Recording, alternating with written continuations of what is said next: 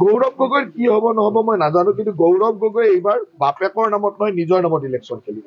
গতিকে বাপেকৰ নামেৰে যিটো ইলেকশ্যন খেলি ইমান দিন জিকি আছিল, পিতৃ নামত জিকা যিটো তেওঁ গৌৰৱ অৰ্জন কৰি আছিল, তেওঁ আচলতে তেওঁৰ নিজৰ গৌৰৱ নহয়। গৌৰৱটো হ'ল বাপেকৰ নামৰ। তৰুণ গগৈ ল'ৰাই ইলেকশ্যন খেলিছিল, এইবাৰ গৌৰৱ গগৈ ইলেকশ্যন খেলিব। আৰু গৌৰৱ গগৈক ইলেকশ্যন খেলিলে কেনেকে একেবাৰে নোহোৱা কৰি দিবলৈ সেই কামটো আমি জানো। সেই কামটো এইবাৰ কৰি দেখুৱাই দিম। প্লেন বুলি নহয়, চাওক, অসমৰ মাটিত যদি কোনোবা মানুহে শুদ্ধ অসমীয়া ক'ব নোৱাৰে, অসমৰ জাতি জনগোষ্ঠীৰ কথা বুজি নাপায়, অসমীয়ৰ যিটো সত্তা সেই কথাটোক বুজি নাপায়, দিল্লীত ইংৰাজী আৰু হিন্দী ক'লে অসমীয়া মানুহে আদৰি ল'ব নেকি? সেইটোতো হ'ব নোৱাৰে নহয়। যি অসমীয়া আহোম মানুহে মেডাম মেফিৰ দিনাখন আহোমৰ সাজযোৰ পিন্ধিবলৈ লাজ কৰে, কিন্তু ঈদৰ দিনাখন টুপি পিন্ধি বহি থাকে, সেইজন মানুহ অসমীয়া মানুহে কেনেকে ভোট দিব? চাওক, যোৱা 3 বছৰৰ তেওঁৰ ফটোবিলাক চাওক। মেডাম মেফিত তেওঁ কেতিয়াও আহোমৰ সাজযোৰ নিপিন্ধে, কিন্তু নিজে আহোম বুলি কয়, কিন্তু ঈদত টুপিটো ঠিকে পিন্ধে। সেইজন মানুহক অসমীয়া মানুহে কেনেকে ভোট দিব কওক? গৌৰৱ গগৈৰ কি হব নহব মই নাজানো, কিন্তু গৌৰৱ গগৈ এইবাৰ বাপেকৰ নামত নহয় নিজৰ নামত ইলেকশ্যন খেলিব। গতিকে বাপেকৰ নামেৰে যিটো ইলেকশ্যন খেলি ইমান দিন জিকি আছিল, পিতৃ নামত জিকা যিটো তেওঁ গৌৰৱ অৰ্জন কৰি আছিল, তেওঁ আচলতে তেওঁৰ নিজৰ গৌৰৱ নহয়। গৌৰৱটো হ'ল বাপেকৰ নামৰ। তৰুণ গগৈ ল'ৰাই ইলেকশ্যন খেলিছিল, এইবাৰ গৌৰৱ গগৈ ইলেকশ্যন খেলিব।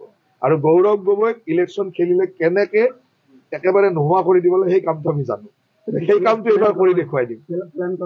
প্লেন বুলি নহয়, চাওক, অসমৰ মাটিত যদি কোনোবা মানুহে শুদ্ধ অসমীয়া ক'ব নোৱাৰে, অসমৰ জাতি জনগোষ্ঠীৰ কথা বুজি নাপায়, অসমীয়ৰ যিটো সত্তা সেই কথাটোক বুজি নাপায়, দিল্লীত ইংৰাজী আৰু হিন্দী ক'লে অসমীয়া মানুহে আদৰি ল'ব নেকি?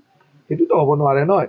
যি অসমীয়া আহোম মানুহে মেডাম মেফিৰ দিনাখন আহোমৰ সাজযোৰ পিন্ধিবলৈ লাজ কৰে, কিন্তু ঈদৰ দিনাখন টুপি পিন্ধি বহি থাকে, সেইজন মানুহ অসমীয়া মানুহে কেনেকে ভোট দিব?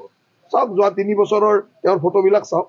মেডাম মেফিত তেওঁ কেতিয়াও আহোমৰ সাজযোৰ নিপিন্ধে, কিন্তু নিজে আহোম বুলি কয়, কিন্তু ঈদত টুপিটো ঠিকে পিন্ধে। সেইজন মানুহক অসমীয়া মানুহে কেনেকে ভোট দিব কওক? গৌৰৱ গগৈৰ কি হব নহব মই নাজানো, কিন্তু গৌৰৱ গগৈ এইবাৰ বাপেকৰ নামত নহয় নিজৰ নামত ইলেকশ্যন খেলিব। গতিকে বাপেকৰ নামেৰে যিটো ইলেকশ্যন খেলি ইমান দিন জিকি আছিল, পিতৃ নামত জিকা যিটো তেওঁ গৌৰৱ অৰ্জন কৰি আছিল, তেওঁ আচলতে তেওঁৰ নিজৰ গৌৰৱ নহয়। গৌৰৱটো হ'ল বাপেকৰ নামৰ। তৰুণ গগৈ ল'ৰাই ইলেকশ্যন খেলিছিল, এইবাৰ গৌৰৱ গগৈ ইলেকশ্যন খেলিব। আৰু গৌৰৱ গগৈক ইলেকশ্যন খেলিলে কেনেকে একেবাৰে নোহোৱা কৰি দিবলৈ সেই কামটো আমি জানো। সেই কামটো এইবাৰ কৰি দেখুৱাই দিম। প্লেন বুলি নহয়, চাওক, অসমৰ মাটিত যদি কোনোবা মানুহে শুদ্ধ অসমীয়া ক'ব নোৱাৰে, অসমৰ জাতি জনগোষ্ঠীৰ কথা বুজি নাপায়, অসমীয়ৰ যিটো সত্তা সেই কথাটোক বুজি নাপায়, দিল্লীত ইংৰাজী আৰু হিন্দী ক'লে অসমীয়া মানুহে আদৰি ল'ব নেকি? সেইটোতো হ'ব নোৱাৰে নহয়। যি অসমীয়া আহোম মানুহে মেডাম মেফিৰ দিনাখন আহোমৰ সাজযোৰ পিন্ধিবলৈ লাজ কৰে, কিন্তু ঈদৰ দিনাখন টুপি পিন্ধি বহি থাকে, সেইজন মানুহ অসমীয়া মানুহে কেনেকে ভোট দিব? চাওক, যোৱা 3 বছৰৰ তেওঁৰ ফটোবিলাক চাওক। মেডাম মেফিত তেওঁ কেতিয়াও আহোমৰ সাজযোৰ নিপিন্ধে, কিন্তু নিজে আহোম বুলি কয়,